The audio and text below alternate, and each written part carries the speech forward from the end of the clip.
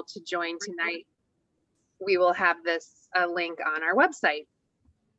So before we turn the mic over to Allison, I hope you'll indulge a few words about our nonprofit, which is based in Mineral Point, which for the uninitiated is halfway between Madison and Dubuque in the southwestern corner of Wisconsin.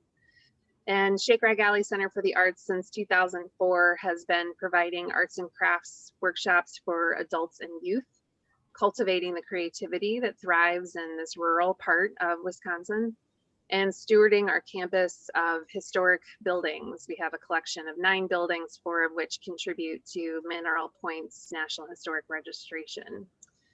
And since 2011, we've had the privilege of partnering with Wisconsin writing organizations to offer their contest winners week-long residencies.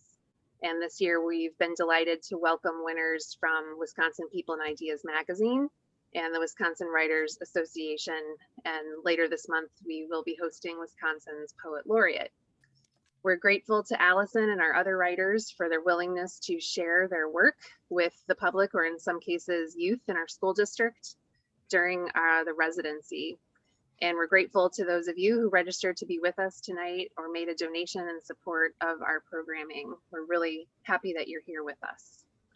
And I want to take a few more minutes just to encourage you to visit our website to explore our creative writing workshops and programs that we're offering this year. We have standalone workshops in pathways to publication, family history projects, writing from visual images will actually be a Zoom session, and a poetry workshop in October called Gathering Gold. In May, we will host our 6th annual Mining the Story writing retreat, and that features 3 days of workshops focused on fiction, memoir, and research and writing.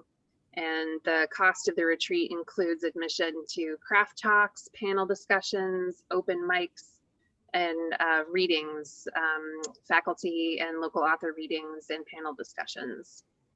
We also offer a free monthly Driftless Poets workshop, the 2nd Saturday of the month. That's meeting virtually and in person in Mineral Point. And last month, we kicked off a new free monthly prose writing workshop that will meet virtually through March, and then we hope to have everyone on campus the rest of the year. And following our NEA Big Read of Claudia Rankine's Citizen, an American Lyric in 2020, we have been hosting a monthly anti-racism book club, the 3rd Thursday of the month. This year we're reading 6 titles, 1 book every 2 months. We learned last year we are very ambitious, going for a title a month. And so in February, we are continuing the discussion of Annette Gordon Reed's The Hemmingses of Monticello, an American Family. So you can learn about all of the above and more on our website. We have a twice a month e-newsletter with updates on upcoming workshops, retreats, events, etc. And you can request our print catalog. I will show you my prop here that we can mail to you. And now I'm delighted to welcome and introduce Allison Uselman, the 1st place winner of the Wisconsin People and Ideas 2021 Fiction Contest. Allison was born, raised, and currently lives in Madison. She attended Augsburg University in Minneapolis, where she graduated in 2019 with a degree in English and with a studio art minor. In her free time, she draws, bikes, watches MASH reruns, and snuggles her dog, George. Allison's award-winning story appears in the, I believe this is Fall 2021 issue of People and Ideas magazine, and it features her illustration accompanying the story, The Honor Cord. And Judge Chris Fink said of the story, "Honor Cord is such a poignant and mysterious story. I started again from the beginning, the moment I had finished. The imaginative young protagonist of this story lives in a cauldron of ambiguous images and stories. Everything happening in Violet Wells' small town seems imbued with the weight of significance. Honor Cord honors and reveals the startling complexity of life, and its author skillfully entwines the reader in her character's delicate intuition." Without further ado, please join me in welcoming Allison to tonight's reading. Okay. I'm going to read the whole story. Last time I did a reading of it, I just read like the first third or the first half of it. So I'm going to read the whole thing, and then afterwards, because I know that it's kind of long. So afterwards, if people have like questions or comments or anything, we can do that. So, all right.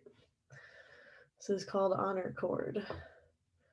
It was not a hick town, but rather a prairie town.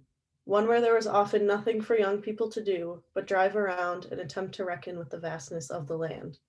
The prairies, for example, made Violet Wells feel small. The grasses were high and pale, the flowers ragged the way prairie plants must be in order to survive. The fires that occasionally swept across the land were brilliant and terrifying in their ability to destroy. Standing on the side of the road, the car parked just behind her, Violet closed her eyes, listened to the rush of the wind in the grasses, and threw up. Jesus, she imagined Buddy saying to her through the open passenger side window of the car. What's that about? She put her hands on her knees and spit onto the ground, watching the saliva sink into the grass. She breathed in once before turning to look at the car. The prairie was reflected in the back window, and she imagined that the sun was a fire burning through it. She had heard that prairie fires were not always bad, that they burned the matted down and dead grasses and let the sun reach the soil again. They kept trees and shrubs from growing and taking over the grasses. They killed invasive species. Did you know wildfires are sometimes good? She imagined saying to Buddy. They refresh the land or something like that. Violet imagined him looking cautiously between the vomit on the ground and herself. I guess, he would say. They also kill things. When there are fires that burn too long or too often, too many things die. Imaginary Buddy coughed and made a motion for her to get back into the car and drive. She did, imagining on the road as they drove the same lines of fire burning that she imagined on her ceiling at night. Paths of fire across the paint, blown across the prairie by the wind. They always burned clear until morning, sometimes burning all throughout the next day and the next. There were no cities, no highways, no people on her ceiling. There was only prairie. Buddy would not understand this, imaginary or not. She could see him slapping his knees, saying, I'm sure there's nothing to worry about if that's why you heaved back there. Violet clicked her teeth together. Her mouth tasted like old orange candy, and her throat felt hot. She felt dizzy. Out in the grass, the cicadas chirped, and the sun began setting, all pink in the sky. I'm sure there's nothing to worry about. She shook her head, trying to get the image of Carolyn Brommer walking through the parking lot on graduation night out of her brain. By the time she was back in town, the dizzy feeling had left and was replaced by the sort of calm that comes at night in the summer. She drove past Wayne's, the open sign glowing in the window, kids on the bench outside licking ice cream cones. What do you think she's going to do? Violet asked imaginary Buddy. Carolyn, I mean. About what? Buddy said. Even in Violet's imagination, he was oblivious. About what happened. Imaginary Buddy shook his head. You don't even know that anything did happen to her. You saw her walking, that's it. Violet clenched the wheel as she braked. The light had not yet fully turned red, but she stopped anyway at the yellow. Something happened, she said out loud. I just know it. She rounded the next corner and went the back way around the high school. In the summer, it was humid and the sun beat down on the wrought iron fence surrounding the athletic fields.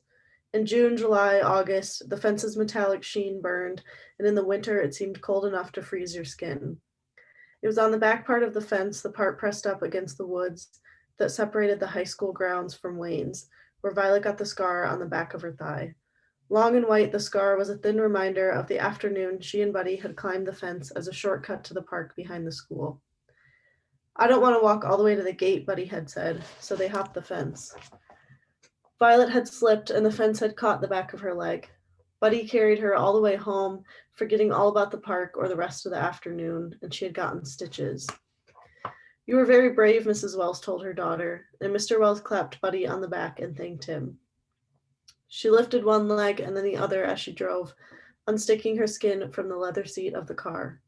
She rarely thought about the scar anymore, except for when she was unsticking her skin from leather seats or plastic chairs or metal piers. Then she imagined her leg lifting away and the scar remaining on whatever surface from which she had just detached herself. She wanted to pick the scar up and hold it in her hand like a caterpillar. Imaginary Buddy read her mind and shivered. It happened on graduation night after the ceremony was over. At first it hadn't bothered her. It never even occurred to her that something was odd about seeing Carolyn walking across the parking lot in the dark, shoes in one hand, graduation gown wadded into a ball in the other. Violet herself was doing the same thing, walking home. In the back of the lot, by the tennis courts and the field that led to the small strip of woods, assistant coach Michael's truck was parked. It was silver and shiny even in the dark, and it had stood out rather well as it was the only vehicle in the lot. She hadn't thought too much of it at the time and instead nodded her head and said hello to Carolyn. But Carolyn had just kept walking. The lights in the school were on, but then they were always on. They burned all night long, all year long, an outrageous energy bill racked up in an attempt to protect the building from vandalism and prowlers. It was later that night after she lay down in bed and pulled the top sheet up to her chin that a tightening feeling arose in Violet's chest. She thought she had seen a bruise on Carolyn's upper arm, but when she played the scene back in her mind, she could not be sure. Was it a shadow cast by the school, a trick of the light? She watched the prairies burn on the ceiling until she fell asleep. When Carolyn pulled her aside outside Wayne's a week later, Violet looked for the bruise. I wanted to say hi, Carolyn said.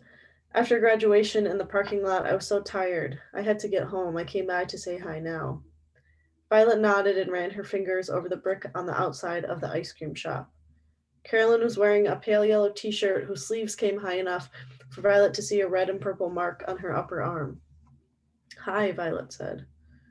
The two stood in silence for a moment. Carolyn hitched her purse up onto her shoulder. Did you have a nice time at the ceremony? Carolyn said. Her voice seemed to waver. Fine, it was fine. The speeches were nice. A car on the street honked and both girls turned. You should have come with Buddy and me, Violet said, and then regretted it. They were not really friends, she and Carolyn. We walked around the lake and he brought some beers. That sounds nice, Carolyn said. It was. An image of the silver truck in the parking lot flashed across Violet's mind. Suddenly brave, she asked what Carolyn had been doing at the school. Carolyn looked towards the road and then looked back. What were you doing there? She said, forcing a laugh. The girls smiled at one another. A father and two children pushed through the door to Wayne's. I have to get home to dinner, Carolyn said, and left. It was 3:45, but Violet did not say anything about it. Poor Ellen Smith, how was she found, shot through the heart, laying dead on the ground. So I poisoned that dear little girl on the banks below. Met her on the mountain, there I took her life, met her on the mountain, stabbed her with my knife. Song lyrics in the American folk songbook Violet's mother had bought for $1 at Goodwill. Violet had walked past the songbook placed on top of the piano in the front room nearly 1,000 times, paying no attention to the stories inside for most of her life, to what they were really about. The songs, in fact, were based on real stories passed down from generation to generation. Alterations had been made to the dates and names and details of the original stories, but they were fragments of truth that were lost to history now. Ultimately, Violet knew that the stories were true, and they were all the same story. Boy meets girl, boy kills girl. In mid-July, Violet decided that she was tired of sad stories and put the songbook inside the piano bench where she couldn't see it anymore. Goodbye, she said, closing the lid. That night, she drove around the town with the windows down, observing. The air was cooling as the sun set, and she rested her arm on the open window of the car. There wasn't anything good playing on the radio, so she turned the music off and listened to the whooshing sound the air made as she flew through it. She thought of graduation night, how by the time the sun came up, all of the excitement of the ceremony had worn off. Buddy had pulled the tassel off his cap and spun it around on his finger, whooping and shouting into the night. She had covered his mouth with her hand, and when he licked her palm, she shrieked, and the porch lights on the house across the street flicked on. The two of them had run down the street, the lake glowing a deep blue, and she felt as if the sun would never come up, and her mother and father would wait patiently forever for her to come home. When she went to sleep that morning, the sun rising bright and orange on the horizon, she left her gown in a heap on the floor. Her stomach hurt from the warm beers they had drunk, and she felt bad about not coming home sooner. Poor Ellen Smith, she said, staring at the ceiling. It's an idyllic day today, isn't it idyllic? Buddy said. They were up on the bluffs, looking down at the lake below. Idyllic had been an ACT word, a joke, a word Violet could not imagine herself ever actually using. Buddy pointed down to the kayakers and the fishing boats. "Do you think they can see us up here?" he said. Up on the bluffs you could see for miles, could see the trees and the lake and the buildings and all the little parking lots that dotted the town. Violet did not know if you could see up on the bluffs from any of those places. It had never occurred to her to look. "No," she said, "the bluffs are too tall." It only took a moment for her to find the high school and its parking lot. From so far away, she could not see it in any real detail. The school looked like a beige brick with an expanse of green on one side and blacktop on the other. Violet knew suddenly what she wanted to do, and she imagined being brave enough to speak it. "I want to break into the school," she would say if she were brave enough. "I want to go into the assistant coach's office. I have to see if there's evidence." Buddy would blink his big dumb eyes, knowing to what she was referring, and nod. He would look like Scout Finch in the movie of To Kill a Mockingbird when she first sees and knows Boo Radley hiding behind the door. "I'm in," he would say, and would kick his legs out into the grass. One Saturday morning when they were 9, Violet stepped on a broken bottle on Buddy's front porch. A shard of glass stuck into the sole of her foot, and Buddy crept up to his mother's room and took a pair of tweezers from her vanity. They sat on the back porch, her foot in his hand, while he examined the wound in the mid-morning sun. She squirmed when he poked at it with his fingernail, and the robins in the trees around them chirped. "You have to hold still," he said, and to keep her from yanking his foot away, he cupped his hands around it and pressed. His hands were cool, and after a minute of sitting like this, staring up at the mottled and molding ceiling of the back porch, he dug the tweezers into her foot and pulled the glass out. It bled, and after Buddy slipped the glass into his pocket, leaving the tweezers on the floor, there were little drops of Violet's blood on the indoor-outdoor carpet. "I don't think you're supposed to just dig it out like that," she said. Buddy scuffed his bare foot against the floor. "How else could you get it out?" This memory played over in her mind as she walked to Buddy's house late in the summer. Buddy's mother was on the back porch in her bathrobe, her feet up on a glass patio table when Violet arrived. On the walk there, she had passed a group of kids by the donation drop-off box, lighting cigarettes and putting them out against the bin. Only one girl was smoking. She had to have been older than the rest. She was so tall and bored-looking. Violet guessed she was 16, and she watched as the girl alternated between smoking and sucking on a red lollipop. The walk was short, but it was humid, and the air felt thick and wet. When Violet appeared behind the house, Buddy's mother hardly moved, only turned her head to see what was invading her periphery. She said hello, tightened her bathrobe. Violet swatted at a mosquito on her arm. "Buddy's not here," his mother said. "He's at the lake, some basketball thing." There were no basketball courts at the lake, and Violet told her so. "Well, I don't know what he's doing. He never tells me where he is, never tells me what he's doing, just does it." Violet shrugged. "You don't do that. You always tell your parents where you're off to. Always make sure someone knows where you are." Violet shrugged again and scanned the floor, searching for what she had really come for. While Buddy's mother was investigating a chip in her nail polish, Violet found it, the spot of blood on the carpet. She felt grounded and real, though she never did not feel real, but sometimes felt more real than other times and could not explain it, and told Buddy's mother that he probably didn't know that he was going to the lake, just went because his friends were going. "You're his friend. Why don't you go down and recreate?" "I told my mother I'd be here," Violet said. "Exactly," Buddy's mother said, though Violet was no longer listening, was focused on the blood on the carpet. On the glass patio table was a ceramic mug with ladybugs painted across it. Carved into the bottom, Violet knew, was the name Laura. She had once asked Buddy's mother who made the mug, who Laura was, and she had shrugged. "I bought it at the Goodwill." Violet blinked at the mug, and the image of Carolyn walking across the parking lot in the dark blinked back. "Jesus," she said aloud, and Buddy's mother coughed. So she had made an imaginary pact with Buddy to break into the school. As the summer progressed and the days got hotter and the air more sticky, she concocted the plan of how it would go. In the evening, when the sun was freshly set and the cicadas were humming in the trees, they would climb over the fence by the woods and set out across the field.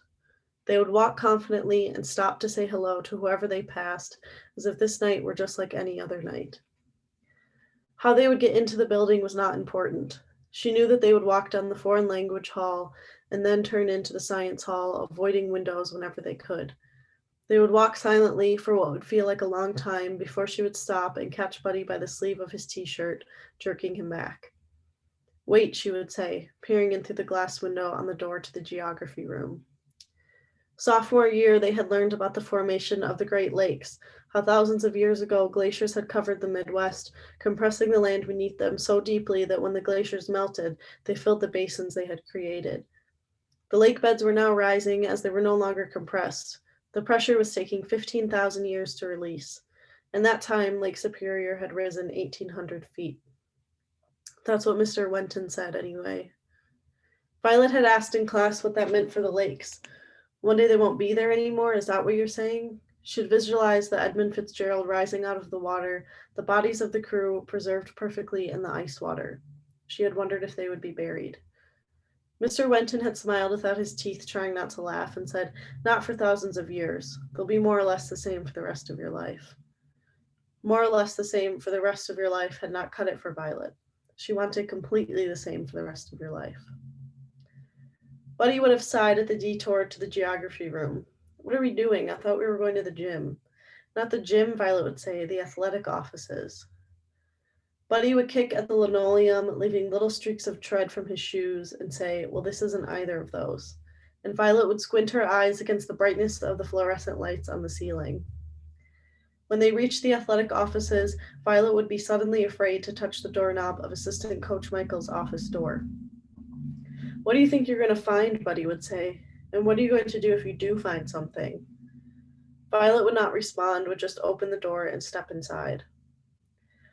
The athletic offices all looked the same, clean, not in a tidy way, but more so in the way that all athletic spaces are clean, meaning empty, plain, disinfected. On the desk was a computer, a small daily calendar, and a mug with a stash of pens of wildly varying quality.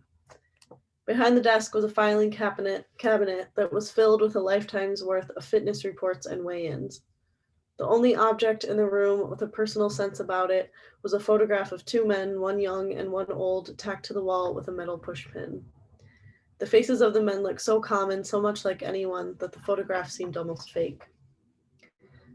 Violet knew all this because she had once been asked in the middle of gym class to retrieve the fitness files from the assistant coach's office. They had been watching a film about eating disorders, about a girl with bulimia who threw up into empty peanut butter jars and hid them in her closet until her mother found out. The mother screamed whenever she found another jar, but also would not stop pulling sweaters off of shelves or dresses off of hangers. Violet had volunteered to get the fitness files and thus knew where everything was, where the fitness files for the general students ended and those of the student athletes began. She could walk in and point at the specific cabinet, the specific drawer where they met. She had studied the files in depth in lieu of going back to finish watching the rest of the film. With Buddy, she would step inside and he would follow, neither of them touching anything. They would stand just inside the doorway and scan the room in silence. Violet would see it first, the yellow honor cord balled up on the floor like a secret peanut butter jar. She would pull the cord out from under the desk with her foot. Buddy would blink his big dumb eyes and then look away, and she would wind the cord around her fist. Carolyn Brommer. Violet had never been able to figure her out. She was not catty, was not stupid, was not geeky. She was not loud or funny or shy. She just was. Once Violet had seen her running laps around the football field after practice had ended, a single pair of cleats left sitting on the bench on the sideline. Carolyn passed the cleats over and over and over as she ran until Assistant Coach Michael, tall and young and dark-haired, came out to collect them. All Carolyn did when he came over to the bench was point, and all the assistant coach did was pick the shoes up and nod his head. Violet thought this interaction summed Carolyn up very nicely, though she didn't know exactly what it said about her, if anything at all. Violet began planning how the conversation about the honor cord would go with Carolyn. She would see Carolyn walking by Wayne's and would call out to her. Carolyn would turn around and wait for Violet to catch up. "I think this is yours, Violet would say, and would hold the cord out, messily looped around her fingers, and Carolyn would look blankly back at her. "That's not mine," Carolyn would say. "I found it in the athletic offices, in the assistant coach's office."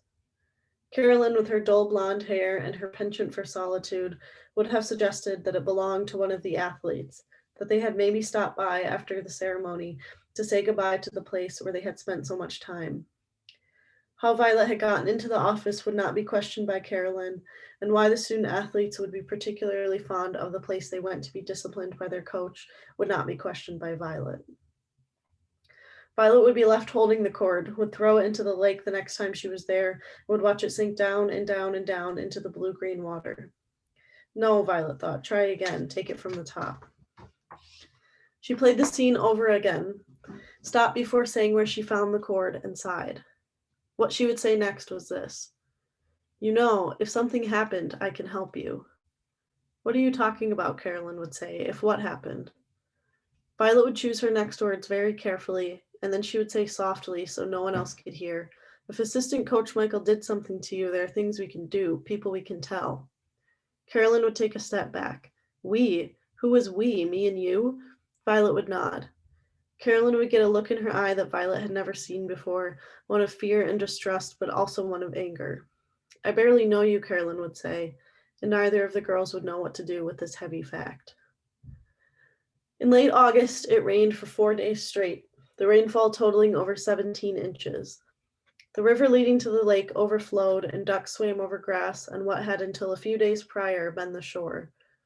Runoff from the fertilizer factory made its way into the water.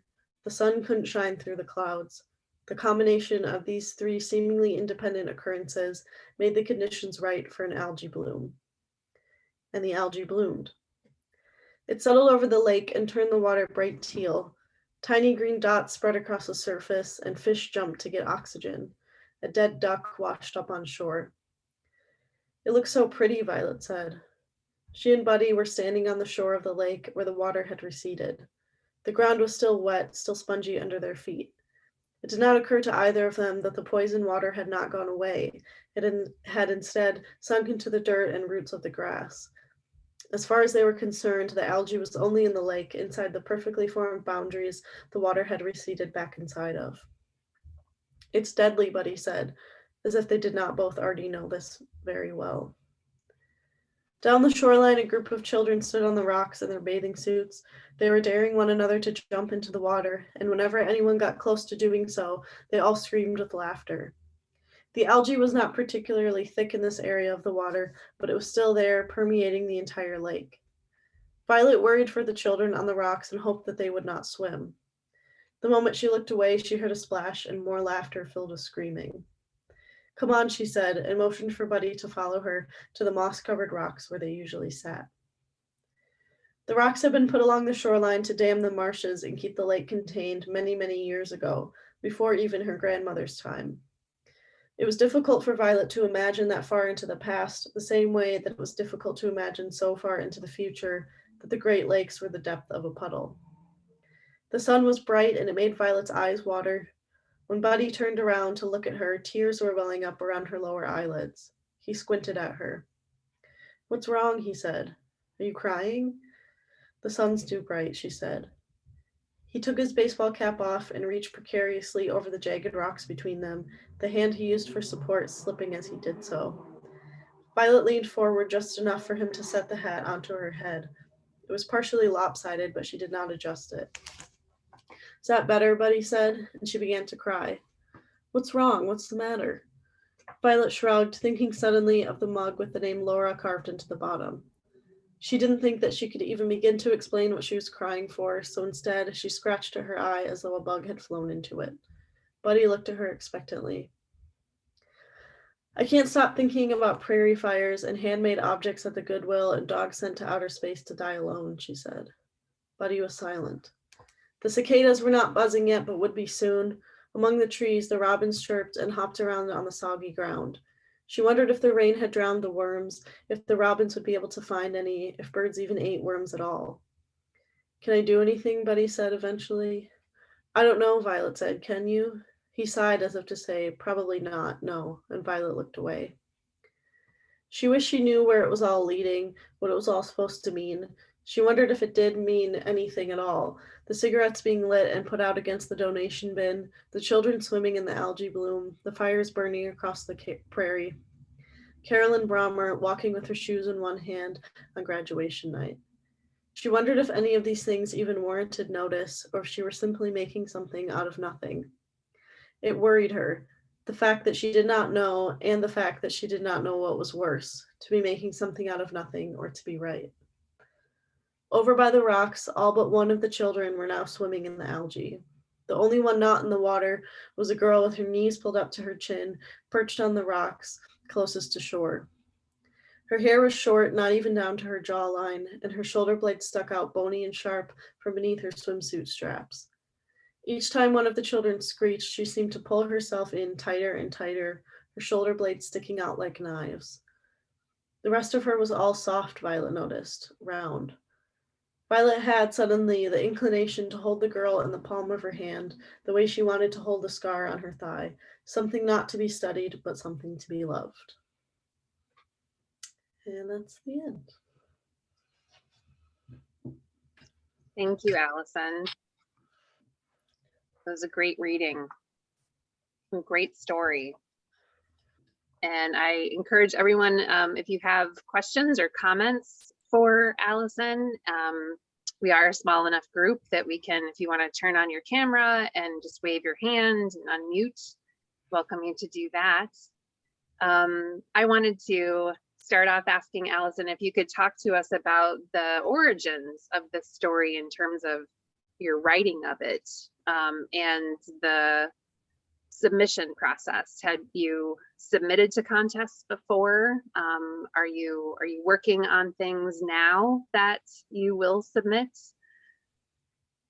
I had submitted to this contest, the Wisconsin People and Ideas contest, the previous year, so 2020, I think, yeah.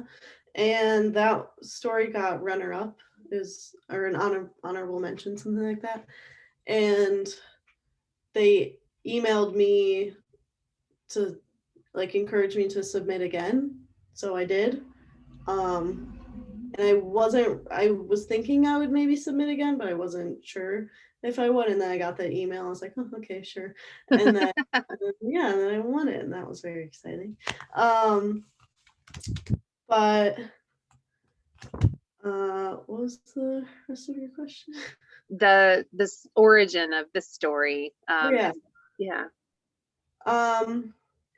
I was going to the library a lot, and I kept like checking out this book about prairies, and then just like started taking notes and stuff about stuff I thought was interesting in there. And there, like the very beginning of the book, talked about how like wildfires are just thought of as this like terrible, devastating thing, which a lot of times they are, but they're also necessary for prairies to continue growing.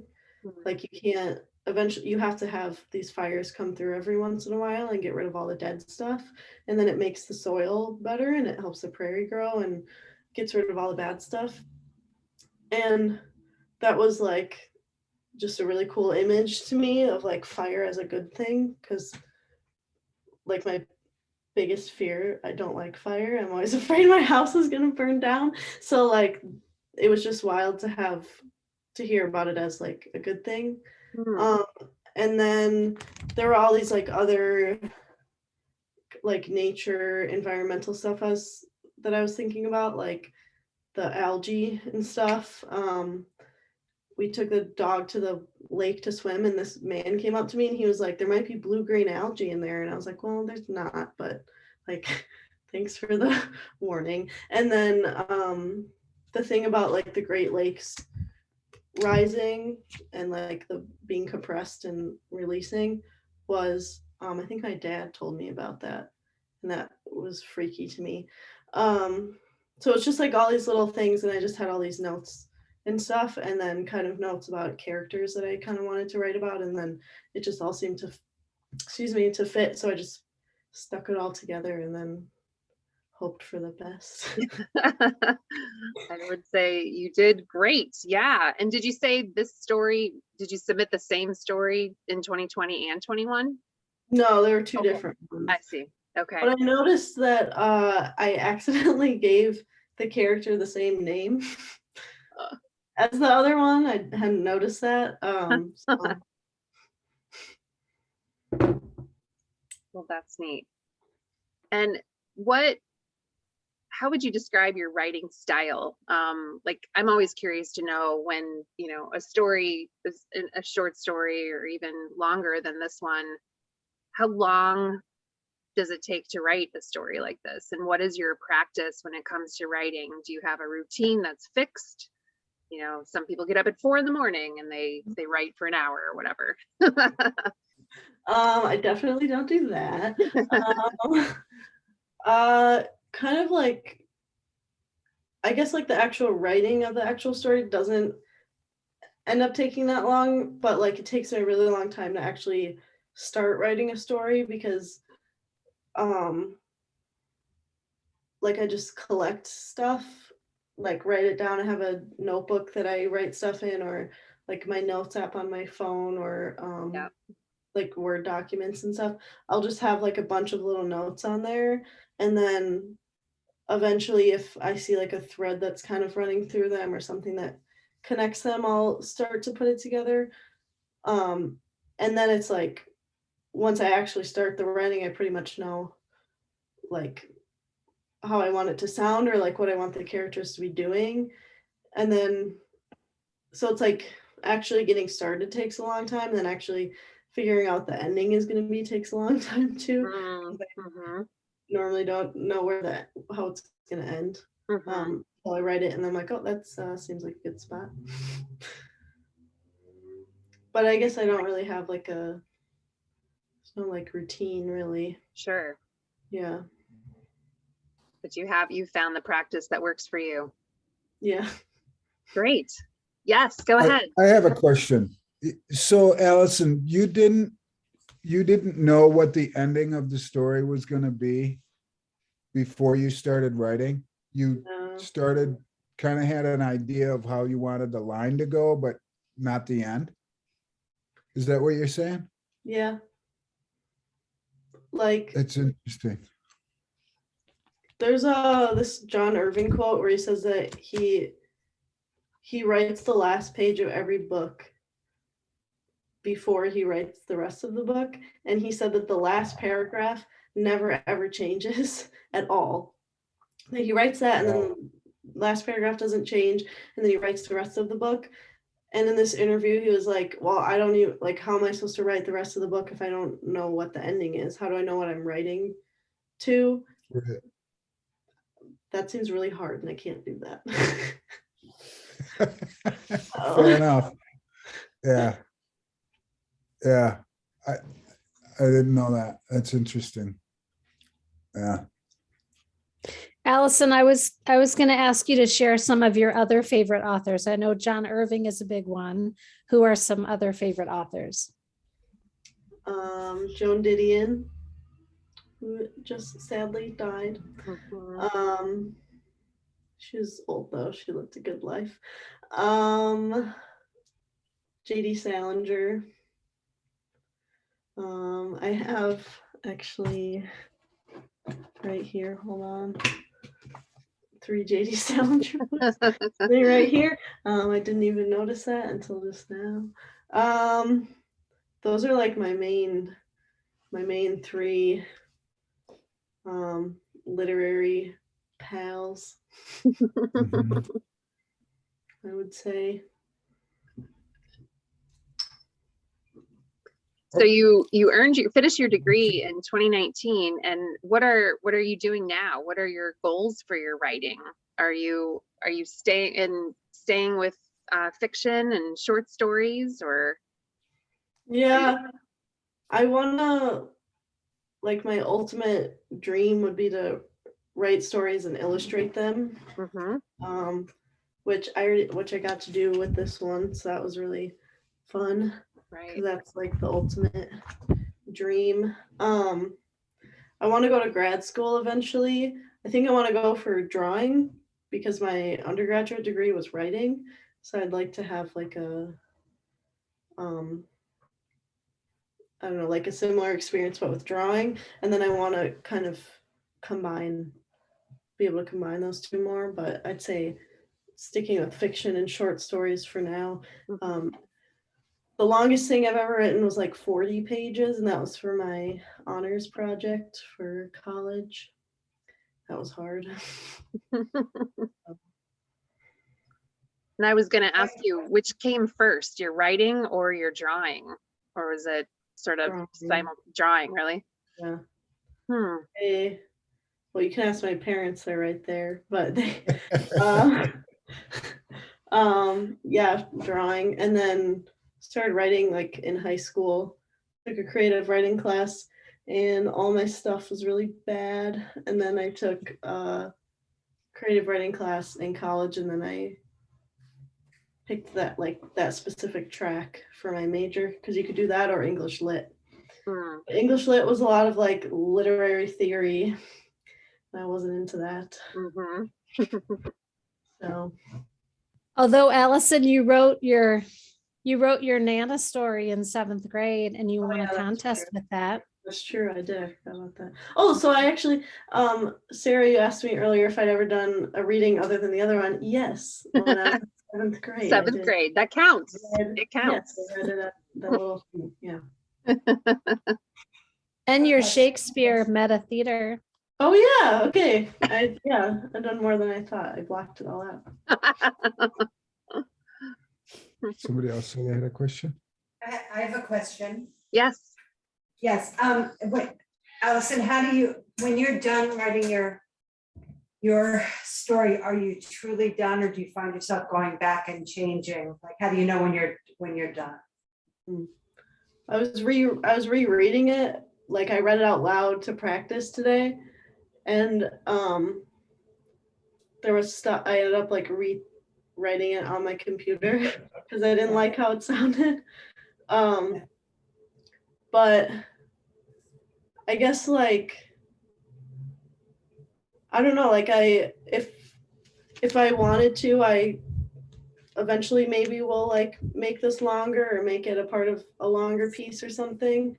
So I guess it's not ever like fully done, but it's like, I don't know, I got to the ending and it just felt like I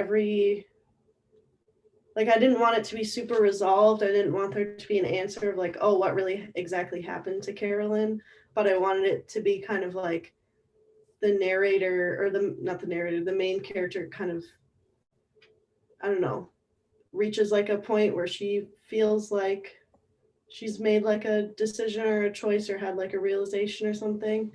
And I felt like that was the point I got to at the end. And so I kind of stopped and I reorganized stuff and moved it around, but it was like ultimately I had everything I wanted in there already.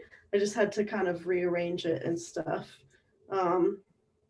But all the little like semantic stuff of like words and stuff, I'm always like moving them around because I don't consistently like how it sounds. Thank you. Yeah. I like the ending a lot, even though there is this lack of resolution. And I think even more, I care about Carolyn. You made me care about her, but I want to know what's up with Buddy and that relationship. And, you know, why is he imaginary, and what's happening? So that's just, you leave us with these questions, and that I think is a good thing in some cases, that it doesn't have to be all tidy and tied up with a bow, right? That's not life. So My dad is nodding, but he says that he doesn't like anything that doesn't have a happy ending. So, yeah. I'll only watch movies that I've watched before that I know have a happy ending. So I'm kind of limited. No, that's not totally true. No, that's not true at all. But that is what I do like the most. Happy endings.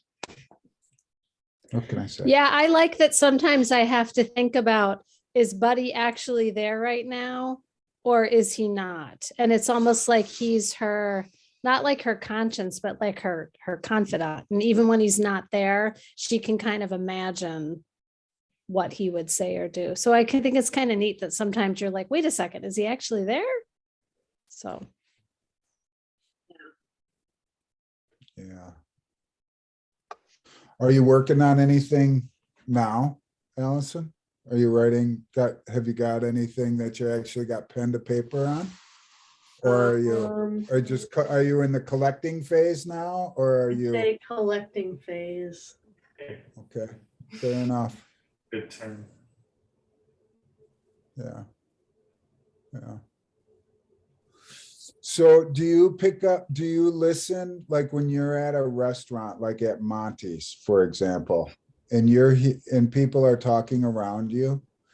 Do you clue into those conversations and jot things down? Yeah. Like, Do you? Off on them, yeah. We better be careful what we say around Allison. We Yeah. might end up in a book or something.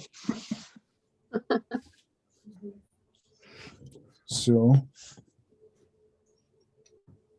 I wonder if anything came out of your conversation in New Jersey on the Bruce Springsteen tour.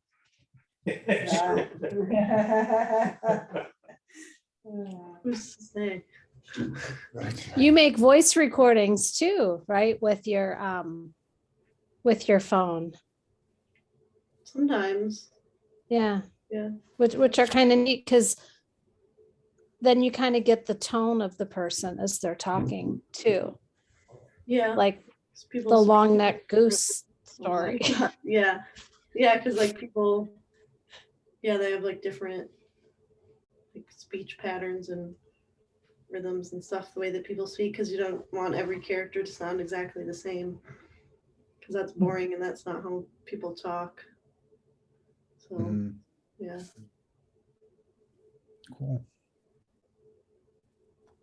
Awesome. Were there any other questions or comments for Allison? Got any questions, Matthew? No. No? Yes, you're on mute. You're muted, Abby. You're muted. Oh.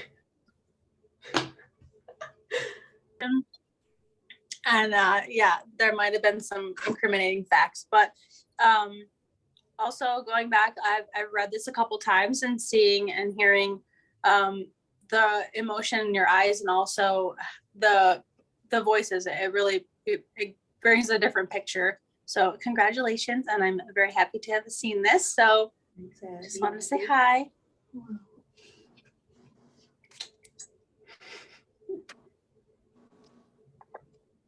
Great. Well, I appreciate you all being here and appreciate Allison's time and sharing your whole story with us. And look forward to seeing what you do next, reading and seeing your art. Be watching out. So thank you everyone very much for being here tonight. Yeah, thank you for Nice job. hosting very much. Absolutely. Thanks. That's Thank you. awesome. Thank you. Yeah. Thanks everyone.